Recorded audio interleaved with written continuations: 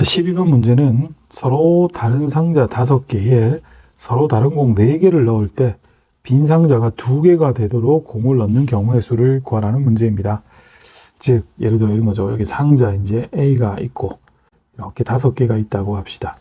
이 각기 다 다른 상자에 그 다른 공 4개를 넣는데 빈 상자가 2개는 있으래요. 예를 들어서 D하고 E가 빈 상자라면 요 3개의 상자에 4개의 공을 넣어야 되는데 이때 이제 빈 상자가 있으면 안 되죠. 그럼 4개의 공을 넣는다는 것은 반드시 하나는 2개, 하나는 1개, 하나는 1개 이렇게 들어가죠. 어디가 2개가 들어갈지는 몰라요. 따라서 이 3개에다가 4개의 공을 2개 하나하나의 개수로 넣는 거기 때문에 일종의 분배가 되겠죠. 그렇죠.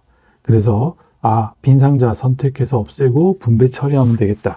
이런 알고리즘을 먼저 좀 생각하고 움직입시다.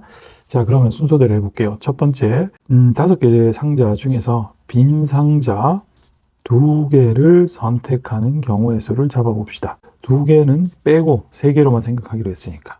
그럼 5개 중에 빈 상자 2개, 즉 10가지죠. 이렇게 해서 빈 상자 2개를 제거했다 치고요. 이제 남는 3개의 상자에 서로 다른 공 4개를 2개, 1개, 1개로 나누어 넣는 경우의 수를 구하도록 할게요. 전형적인 뭡니까? 분배가 되겠어요. 자, 분배를 하려면 먼저 분할을 해야죠. 우선 여기 1번, 2번, 3번, 4번 공이 있다 합시다. 이 공을 2개, 1개, 1개로 분할부터 먼저 합시다. 자, 이걸 이렇게 분할을 하면 4C2, 2C1, 1C1인데 분할을 할 때는 요것이 개수가 같으니까 구분이 되지 않는 조라서 이걸 2팩으로 나누게 되겠죠. 그럼 몇 개? 6개가 나옵니다. 자, 이렇게 6가지로 1개, 1개를 나눌 때 그죠? 이거를 분배를 하면 이 6개에다가 이거 상자 앞에 줄 세우니까 무조건 3팩을 곱한다 했죠.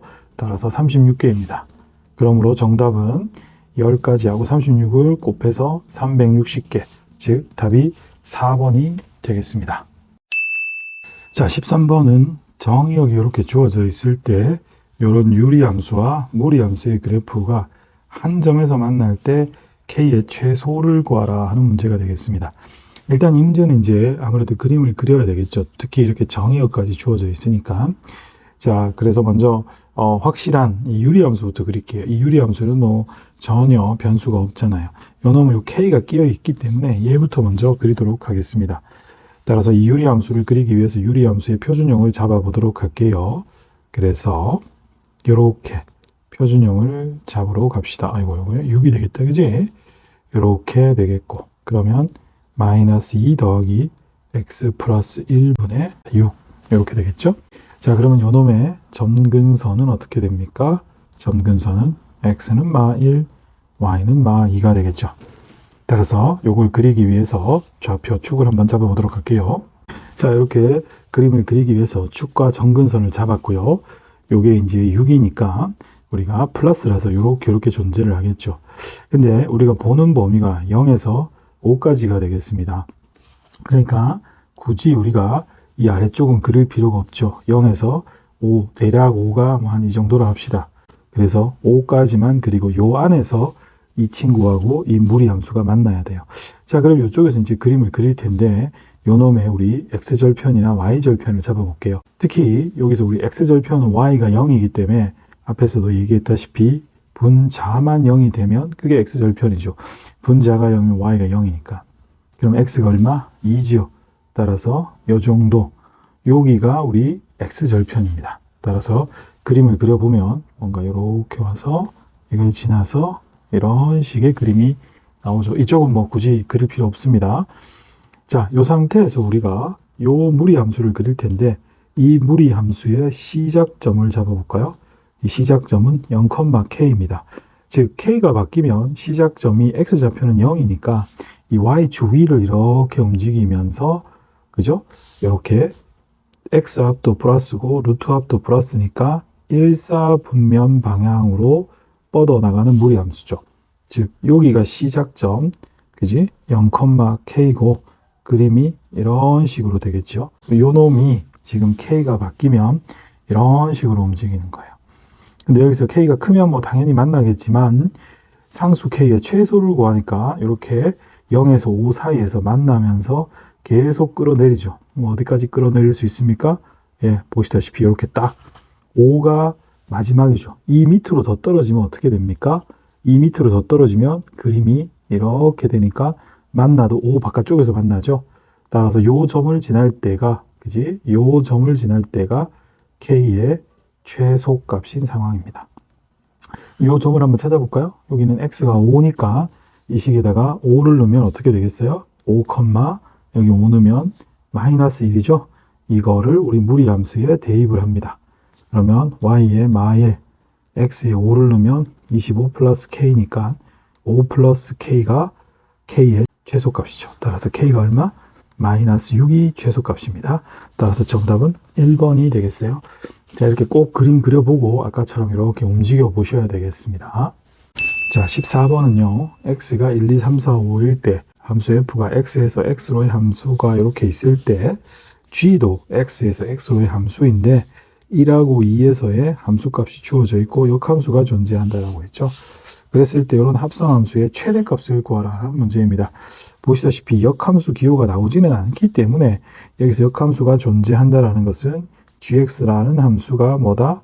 예, 1대1 대응인 것을 강조하려고 했던 거죠.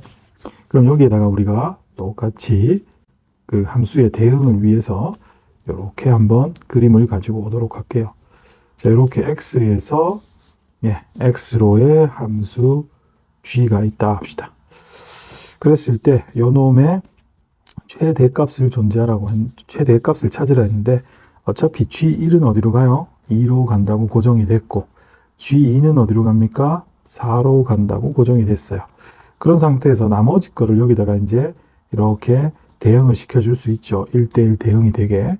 그래서 이거의 최대를 구하라고 했어요. 우선 요 값을 좀 정리를 해보면 G 안에 F4고 그 다음에 F 안에 G4인데 F4는 어떻게 됩니까? 지금 5지요. 따라서 이것은 G 안에 5, 즉 5의 함수값과 F의 G4 이렇게 된다는 것을 알 수 있죠. 사실 이거는 이 F 함수, F가 또 G4의 값에 따라 막 움직이니까 어떻게 보면 하나하나 다 해야 될 수가 있어요. 근데 어차피 3, 4, 5가 여기 남는 1, 3, 5에 이렇게 대응하는 거라서 6개 뺏길 경우가 없어요. 그래서 하나씩 해보는 것도 나쁘지 않을 것 같습니다. 그러면 우리가 편의를 위해서 이 표를 조금 가지고 움직여야 될 수 있어요. 지금 되는 게 사실 3이 1로 가고 요렇게 가고 요렇게 가는 경우 3이 1로 가고 5가 3으로 가고 4가 5로 가는 경우 그 다음에 3이 3으로 가고 4가 1로 가고 5가 5로 가고 3이 3으로 가고 4가 5, 5가 1. 그 다음에 3이 5로 가고 4가 1, 5가 3, 3이 5로 가고 4가 3으로 가고 5가 1. 이 정도밖에 없어요.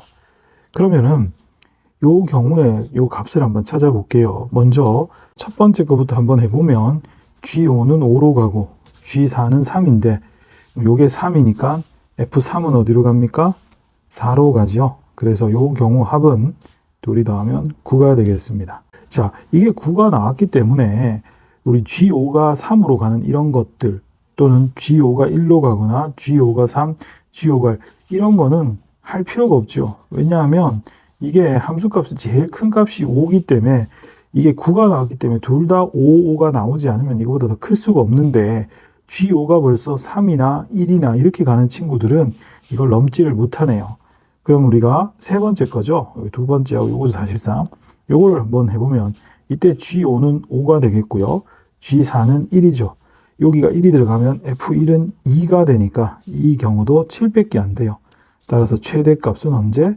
9가 정답이 되겠습니다. 따라서 답은 4번입니다. 자, 15번 문제는 이런 유리함수의 그래프를 X축의 방향으로 2, Y축의 방향으로 마이너스 3만큼 평행이동한 곡선을 GX라고 했을 때 자, GX의 두 점근선의 교점이 FX 위에 있을 때 K를 구하는 문제입니다. 자, 문제를 천천히 한번 보세요. 이 FX를 평행이동을 시켰대요. 그렇게 해서 평행이동을 시켜서 만들어진 함수가 GX인데 이때 이 GX의 점근선의 교점, 우리가 대칭의 중심이라 부르기로 했었죠. 그 대칭의 중심이라는 이 점이 fx 위에 존재를 한대요.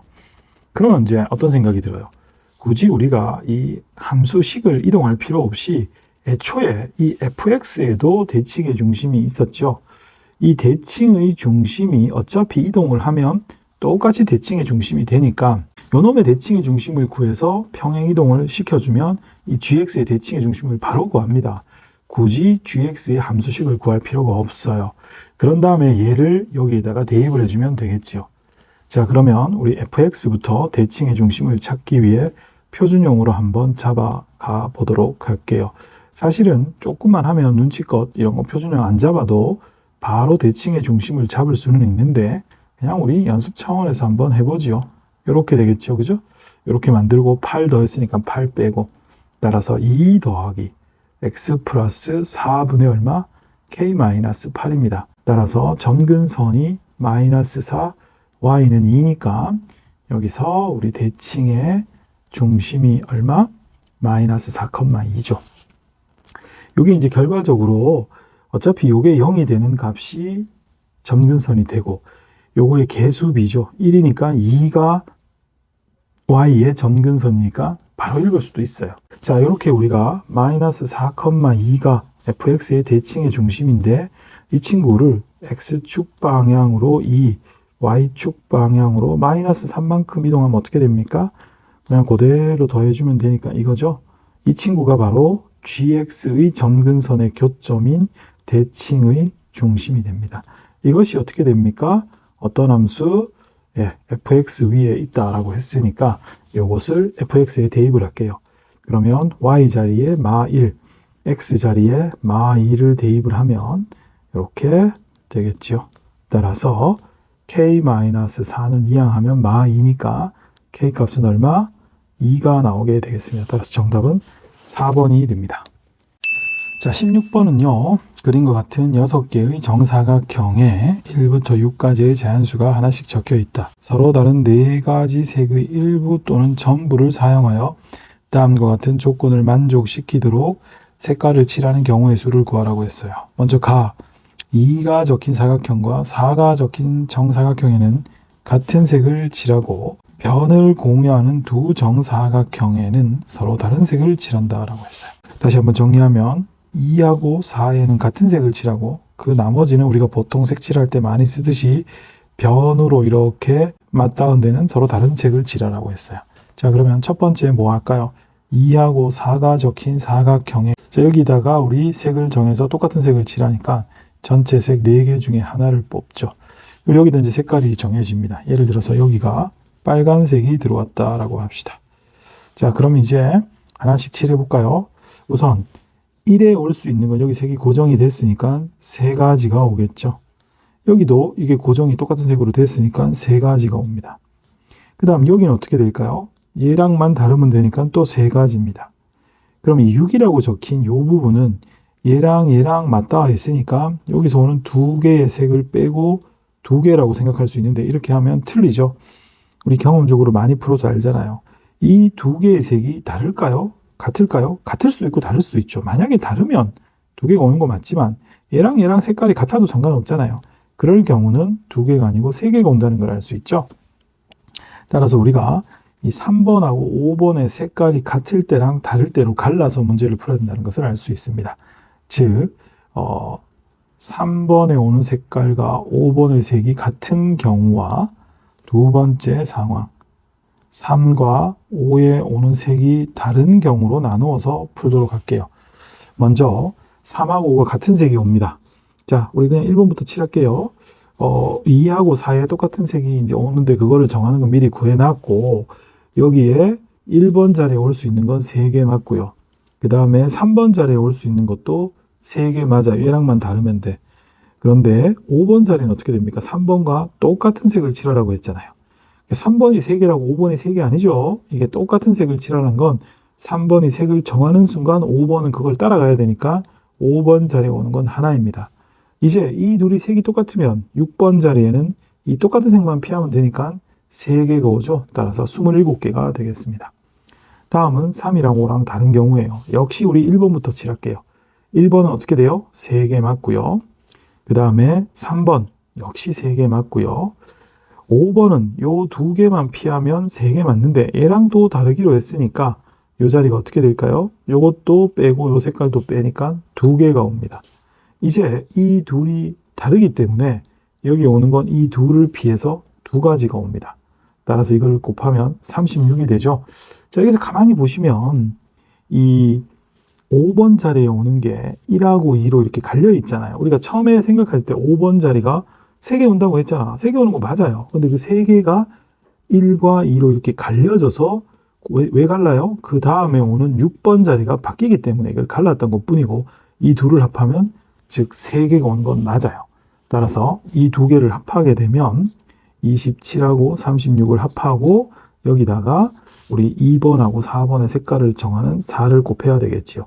따라서 4 곱하기 63이 되니까 252. 따라서 정답은 3번이 되겠습니다.